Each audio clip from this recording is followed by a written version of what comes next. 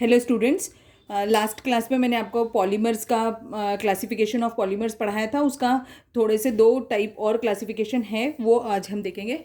So classification of polymers. So the next part is classification on the basis of their mode of polymerisation.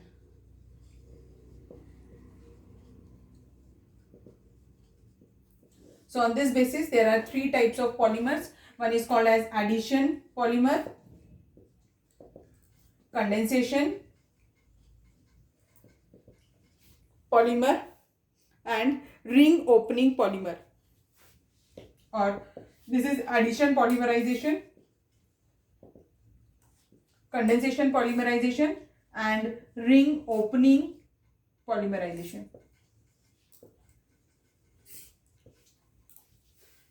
Addition polymers means what? ऐसे पॉलीमर्स जिसमें it is the process of formation of the polymers just by addition of the monomers without any loss of anything. Means सिर्फ addition हो रहा होता है, addition of monomers without any addition of monomers without any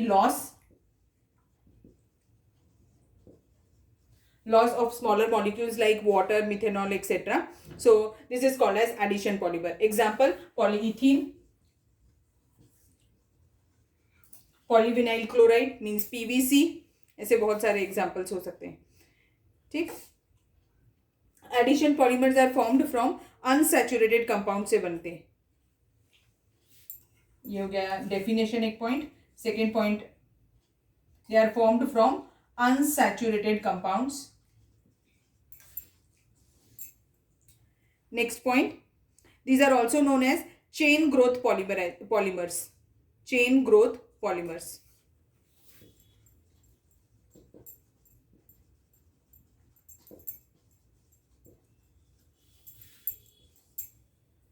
And the fourth point, this reaction takes place without any loss of the smaller molecules. वो हम already लिख चुके हैं, तो ये तीन point ही sufficient है. So this is all about the addition polymers.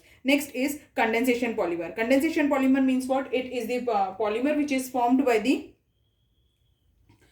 from the polyfunctional monomers with the elimination of the smaller molecules.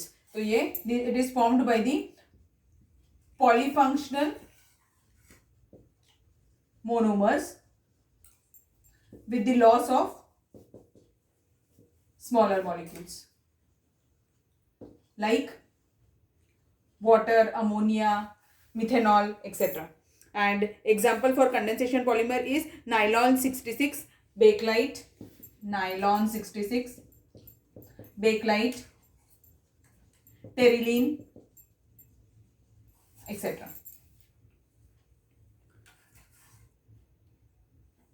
जैसे इसमें अनसैचुरेटेड कंपाउंड बताए थे, अनसैचुरेटेड मोनोमर्स यूज किए थे हमने in case of addition polymers, वैसे यहाँ पर हम क्या यूज करने वाले हैं? Polyfunctional monomers.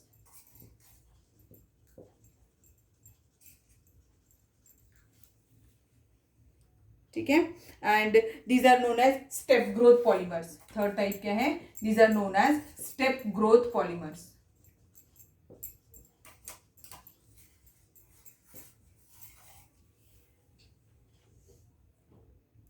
ओके, यहां तक समझ में आ गया। अब देखिए रिंग ओपनिंग पॉलीमर्स क्या होते हैं? The process in which the cyclic monomer gives a monomeric unit which is acyclic or contains the fewer cycles than the monomers. Repeat करती हूं मैं, the process in which cyclic monomer gives monomeric unit which is acyclic और it contains fewer cycles. ठीक है, उसे हम बोलते हैं रिंग ओपनिंग पॉलीमर। जैसा नाम है वैसा ही उसका डेफिनेशन है। एग्जाम्पल नाइलॉन 6,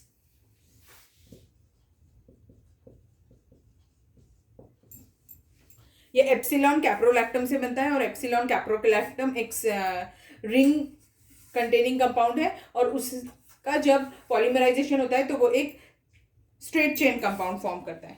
ठीक है, तो इसीलिए इसे रिंग ओपनिंग बुलाते हैं।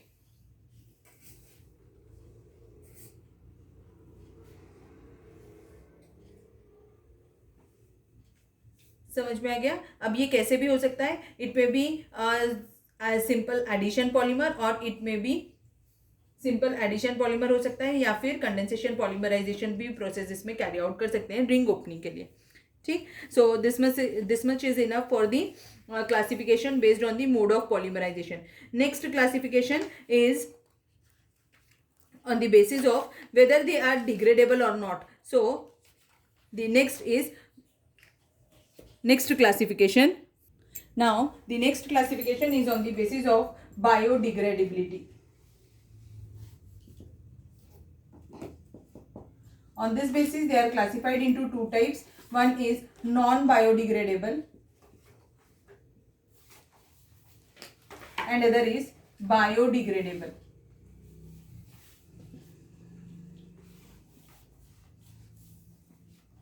ठीक है. नॉन बायोडिग्रेडेबल यानी क्या? The polymers which can not be degraded, जिसे हम डिग्रेड नहीं, जो डिग्रेड नहीं होते by from the by microbes due to अब क्या है, तो डेफिनेशन क्या हो जाएगी नॉन बायोडिग्रेडेबल की, नोट डाउन कर लो. The polymers which can not be degraded by microbes due to strong chemical bonds in it and they stay in the environment for a very long time and causes pollution. I repeat, the polymers which cannot be degraded by the microbes due to strong chemical bond in it and stay in the environment for a very long period and causes pollution. Example क्या हो जाएंगे? PVC. आपने सुना होगा आजकल हम polythene का use कम करने के लिए बोलती है गवर्नमेंट. क्यों बोल रही है कम? क्योंकि वो एनवायरमेंटल पोल्यूशन क्रिएट कर रहा है, वो डिग्रेड नहीं होता है माइक्रो ऑर्गेनिज्म. जैसे आपने देखा होगा अगर कोई भी चीज़ें जैसे हमारे फूड प्रोडक्ट्स है, अगर वो अगर हमें यूज नहीं करने, अगर हमने उसे मिट्टी में डाल दिया तो they get degraded with in a day और मैक्सिमम 2 days वो डिग्रेड हो जाते हैं. माइक्रो ऑर्गेनिजम्स उन्हें डिग्रेड कर देते हैं. बट कुछ ऐसे कंपाउंड्स होते हैं जो डिग्रेडेबल नहीं होते हैं, इसको they take a very long time and they are called as what? Non biodegradable polymers. Example polythene, PVC, Teflon etcetera. Now biodegradable polymers. Biodegradable polymers यानी क्या है? वो पॉलीमर्स जो डिग्रेड हो जाते हैं माइक्रो ऑर्गेनिज्म से. The polymers which are degraded by the micro organisms within a suitable period and their degraded products do not cause any effect on the environment. Means वो pollution create नहीं करते. I repeat the definition. The polymers which are degraded by the microorganisms within a suitable period and their degraded products do not cause any effects on the environment. Example PHBV. PHBV यानी क्या होता है? Polyhydroxy ब्यूटीरेट को beta hydroxy valerate. अभी आप सिर्फ PHBV करके भी लिखेंगे तो भी चलेगा, तो PHBV के नाम से ही आप अभी लिख लीजिए. PHBV क्या होता है? आपने देखा होगा जो कैप्सूल्स वगैरह होती है, कैप्सूल्स एक ऐसे कवर में आती है, वो एक ऐसे प्लास्टिक जैसे कवर्स देते हैं और वो कैसे होते हैं हमारी बॉडी में डिजॉल्व हो जाते हैं. या फिर हमारे इसमें कभी कभी मेडिसिन इम्प्लांटेशन करते हैं, जैसे वॉल्व का इम्प्लांटेशन, तो वो भी PHBV का ही बना होता है. ठीक है. तो इवन जो आजकल स्टिचिंग के लिए जो थ्रेड यूज करते हैं ड्यूरिंग ऑपरेशंस, वो भी बायोडिग्रेडेबल होता है. तो एग्जांपल्स लिख लीजिए बायोडिग्रेडेबल के. PHBV, nylon 2,6, PGA, polyglycolic acid, and PLA, polylactic acid. PHBV, nylon 2,6, PLA, polylactic acid and polyglycolic acid. ठीक है, समझ गया यहाँ तक? So here we ends with the classification part. अब हम नेक्स्ट चीज पढ़ेंगे. Now we will see the mechanism for the chain growth polymerization. तो वो और एडिशन पॉलीमर्स जो होते हैं उनका मैकेनिज्म क्या होता है? तो they follows free radical mechanism. Hope so आपने पढ़ा हुआ है ऑलरेडी फ्री रेडिकल मैकेनिज्म होता क्या है.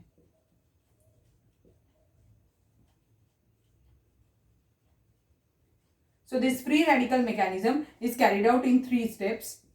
One is chain initiation, chain propagation,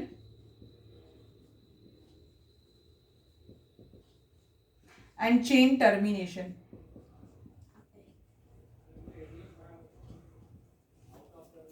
now chain initiation जो होता है, चेन इनिशिएशन मीन्स है the chain reaction is initiated by a free radical. तो अभी उसके लिए हमें फ्री रेडिकल लगेगा, और फ्री इनिशिएटर कौन होता है यहाँ पर, कोई भी which can be use to produce a free radical, that is called as initiator means a catalyst. Example benzoyl peroxide,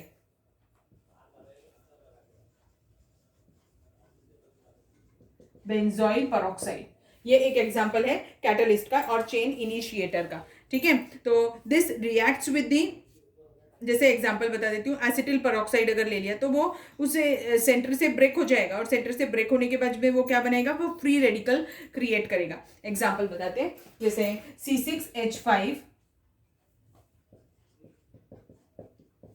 C double bond O with one oxygen and other one oxygen, C double bond O, C6H5. So in the first step what happens, the bond breaks from here so that it ये जो radical electron है वो इसके पास चले जाएगा और ये electron इसके पास चले जाएगा, तो ये क्या जनरेट हो जाएगा, C6H5 C double bond O with one O dot. Now this is the free radical. Now this free radical, it removes carbon dioxide molecule from it and it will create a free radical that will be termed as phenyl free radical.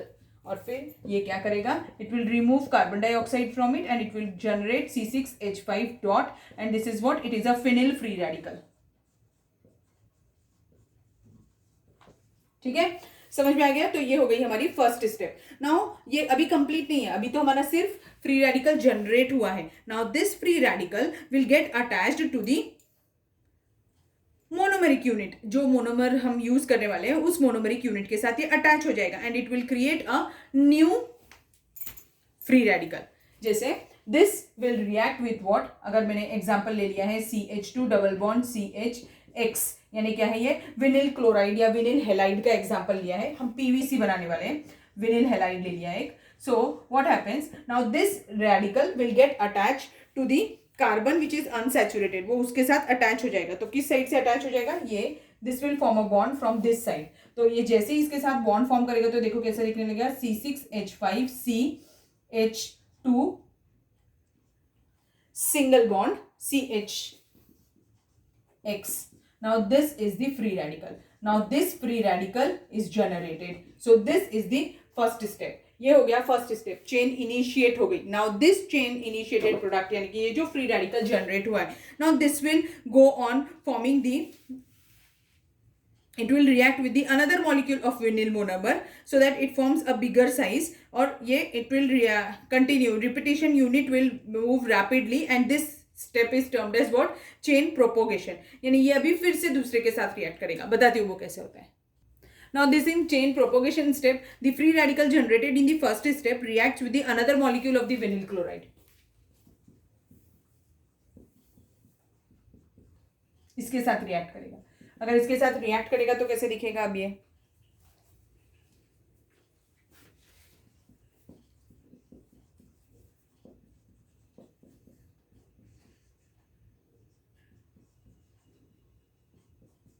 ऐसा